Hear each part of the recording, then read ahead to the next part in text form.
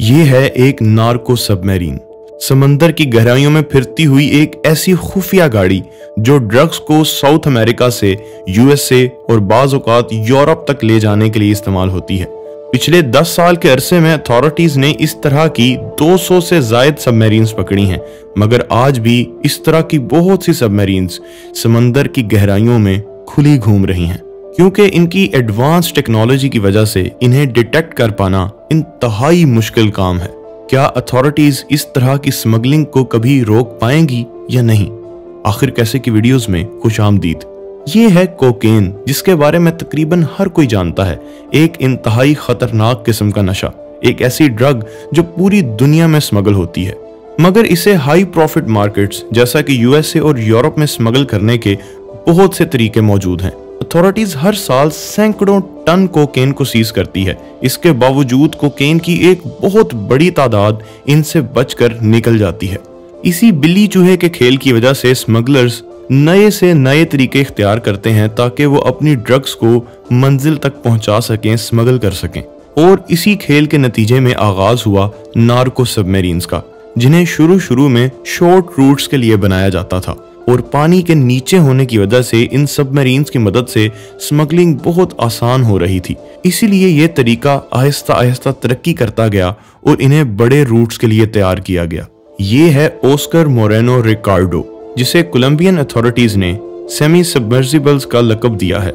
ये शख्स कोलंबिया के जंगलात में एक दरिया के करीब अथॉरिटीज से बहुत दूर और छुपकर एक खुफिया शिप यार्ड चलाता है, जहां ये और इसके साथी ऐसी सबमरीन्स तैयार करते हैं जो कि बहुत सी कोकेन को लेकर एक मुल्क से दूसरे मुल्क जा सके बिना किसी की नजर में आए। ये जो सबमरीन आप देख रहे हैं, ये एक नार्को सबमरीन है। इस किस्म की सबमरीन 2000 की दहाई में सामने आना शुरू हुई थी। यहाँ तक कि आज भी इस तरह के बहुत से मॉडल्स पकड़े जा रहे हैं। तकरीबन 14 मीटर लंबी ये सबमरीन दरअसल सबमरीन है ही नहीं, बल्कि इसे लो प्रोफाइल वेसल कहा जाता है। यानी ये एक ऐसी कश्ती होती है जो पानी की सतह से सिर्फ थोड़ा सा ऊपर दिखाई देती है, क्योंकि इसका ज्यादातर हिस्सा पानी के नीचे और सिर्फ ऊपरी हिस्सा पानी के ऊपर होता है। मगर फिर भी रेडार सिस्टम इसे मुश्किल से ही पकड़ पाता है, क्योंकि इसे कलर इस तरह से किया जाता है कि ये समंदर के साथ मिक्स होकर नजर आए और ये पता ही ना चल सके कि ये कोई समुद्री लहर है या फिर एक सबमरीन।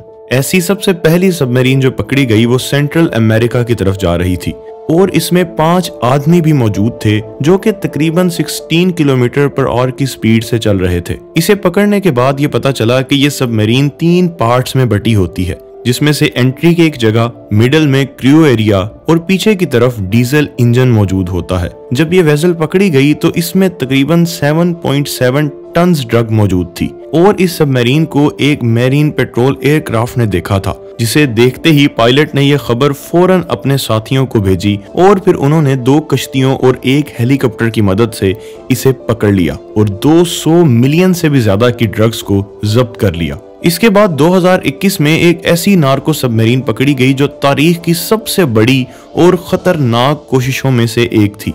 ये सबमरीन साउथ अमेरिका से स्पेन की तरफ जा रही थी, यानी इसे अटलांटिक ओशन को अबूर करना था, जो कि तकरीबन 5000 किलोमीटर का फासला बनता है। और ये सब कुछ डीजल पावर और बहुत ही महदूद खुराक के साथ बिना नेविगेशन के करना था।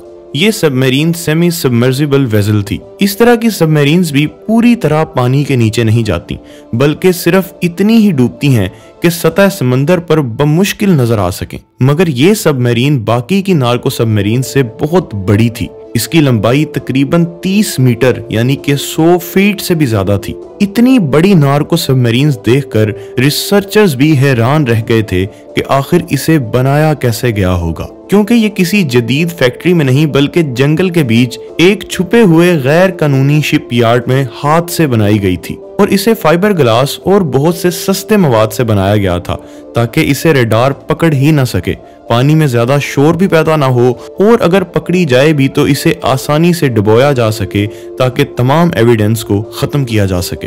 हैरत की बात यह भी थी कि ये वन वे ट्रिप सबमरीन थी, यानी इसे एक ही बार इस्तेमाल किया जाना था और स्पेन पहुंचने के बाद या तो इसे डुबो दिया जाता या वहीं साहिल पर कहीं छोड़ दिया जाता। ना ही इसमें वापस आने का कोई बंदोबस्त था, ना इसमें इतना ईंधन था कि दोबारा साउथ अमेरिका जा सके।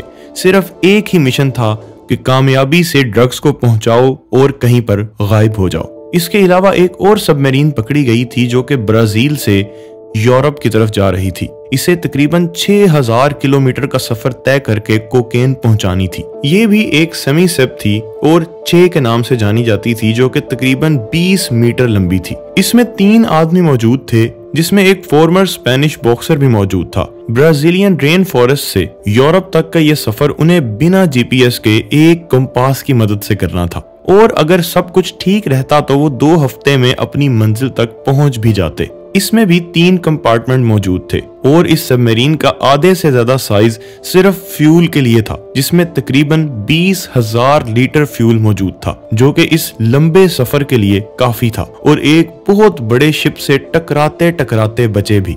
ये सबमरीन समंदर में तैरती हुई एक जेल की तरह थी। कोई बिस्तर यहाँ पर मौजूद नहीं था। यहाँ के लोग प्लास्टिक शीट्स पर सो रहे थे, वॉशरूम करने के लिए प्लास्टिक बैग्स का इस्तेमाल करते थे और सिर्फ एक ही सीट मौजूद थी बैठने के लिए।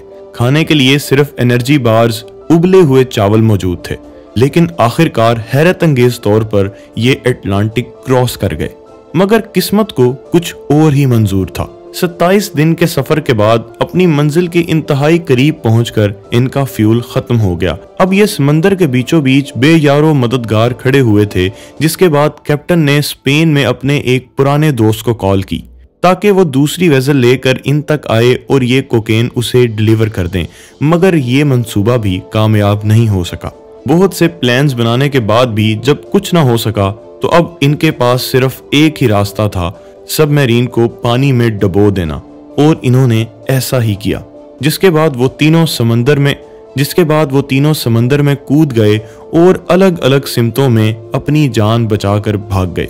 लेकिन इससे पहले कि ये सबमरीन को डुबो देते, अथॉरिटीज ने इस सबमरीन की हरकत को नोट कर लिया था। पुलिस ने रात के वक्त नाइट विजन की मदद से इनकी निगरानी की।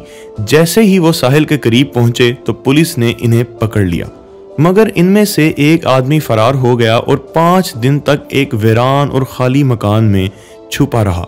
मगर आखिरकार स्पेन की पुलिस ने इसे भी गिरफ्तार कर ही लिया, जिसके बाद पुलिस ने सबमरीन को भी निकाल लिया और इसमें से 3 टन कोकेन बरामद हुई, जिनकी मार्केट वैल्यू $100 मिलियन यानी कि पाकिस्तानी 1 अरब रुपए से भी ज्यादा थी। इस तरह की नार्को सबमरीन्स की कामयाबी की बड़ी वजह है माहिर तामीरात। ये लोग कोलंबिया के जंगलात में छुपे हुए होते हैं और इस तरह की सबमरीन्स बनाने में इंतहाई माहिर होते हैं, और इनमें से ज्यादातर सबमरीन्स बस एक दफा यूज के लिए बनाई जाती हैं, क्योंकि इन्हें बनाने पर जो कॉस्ट आती है वो आम सबमरीन से इंतहाई कम होती है। एक फुली सबमर्सिबल सबमरीन जो कि 12 मीटर लंबी होती है, उस पर कॉस्ट तकरीबन $1.5 मिलियन तक आ जाती है, और ये सबमरीन्स फॉसिल फ्यूल पर नहीं बल्कि बैटरीज पर चलती हैं। मगर हैरत की बात यह है कि 2020 में कोलंबिया के जंगल में अथॉरिटीज को एक नई तरह की नार्को सबमरीन मिली, क्योंकि ये सबमरीन डीजल पर नहीं बल्कि जदीद सबमरीन्स की तरह बैटरीज पर चलती थी, जिसका सीधा सा मतलब ये था कि कोलंबिया के जंगलों में कोई और ऐसा बिल्डर भी आ चुका है जो और जदीद किस्म की नार्को सबमरीन्स बनाने लग गया है। मगर क्या कभी अथॉरिटीज इस तमाम मामले पर पूरी तरह से काबिज हो सकेंगी या नहीं? आप लोगों की इस पर क्या राय है? कमेंट सेक्शन में जरूर बताइएगा। आज के लिए सिर्फ इतना ही। अब मिलते हैं आखिर कैसे की एक और नई वीडियो के साथ।